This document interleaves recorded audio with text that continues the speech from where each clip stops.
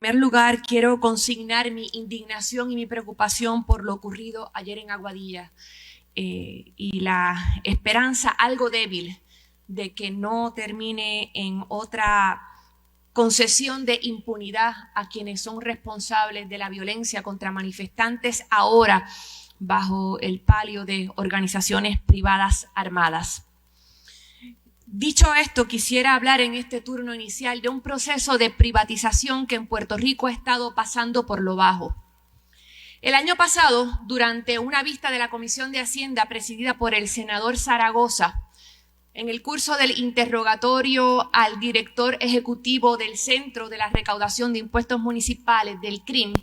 se trajo a la atención de la comisión un esquema de compañías privatizadoras que realizan a nombre de los municipios los procesos de declaración de estorbos públicos,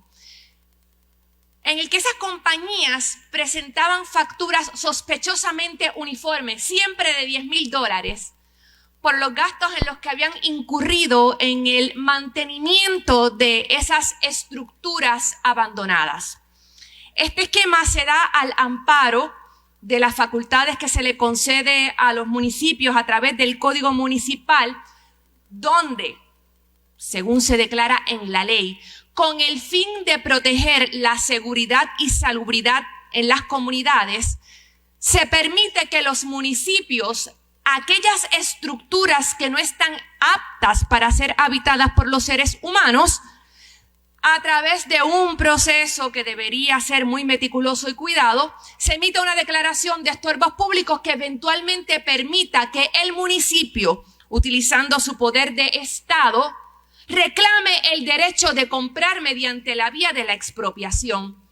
y que como el fin, según declarado en la ley, es un fin público, se incluya como parte del proceso la condonación de las deudas del CRIM. ¿Qué es lo que está pasando en la realidad?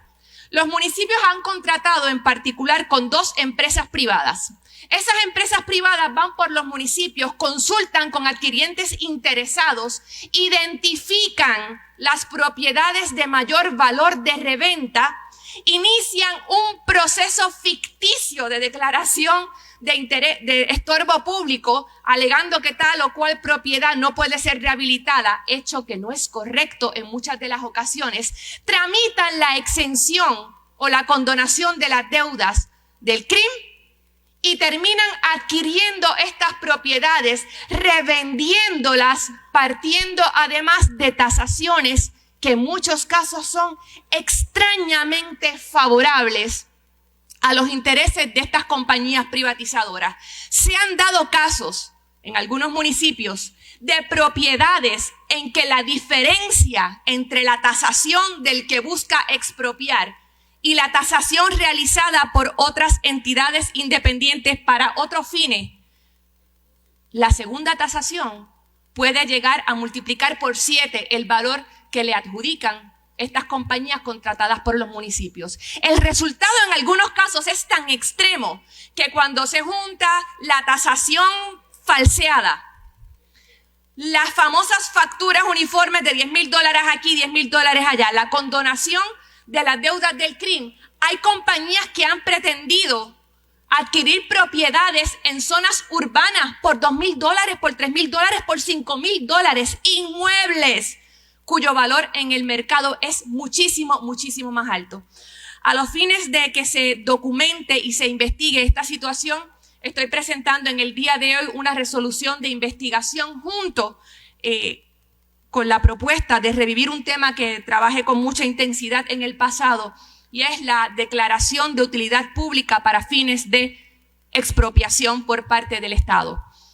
A partir de la doctrina impuesta por el Tribunal de los Estados Unidos en el caso de Kelo versus New London, esa declaración de utilidad pública se ha extendido de una manera irrazonable, permitiendo que el Estado, en lugar de ser garante del interés público, se convierta en el agente de bienes raíces de quienes van a las comunidades tratando de comprar al precio más bajo para satisfacer su